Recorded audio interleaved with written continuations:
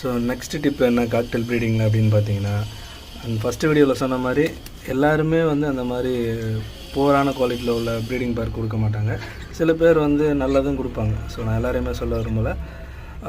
So நீங்கள் அந்த மாதிரி அவாய்ட் பண்ணிட்டு நான்லாம் வந்து இப்படி தான் ஒரு 2 to 3 மந்த்ஸ்லேருந்து தான் வாங்கி செட் பண்ணி வச்சுருப்பேன். ஸோ அது நல்ல ரிசல்ட்டும் கொடுக்கும்.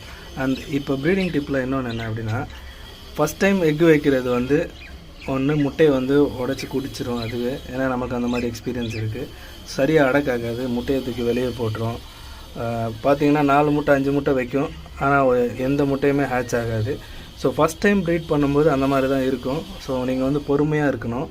என்னடா இது முட்டை வைக்கிது உடைக்குது, சில பேர்லாம் ஃபீல் பண்ணுவாங்க, முட்டை வைக்கிது சிக்ஸ் வரல அடக்காகலை அப்படின்னா. ஃபஸ்ட் டைம் செகண்ட் டைம் அந்த மாதிரி தான் இருக்கும்.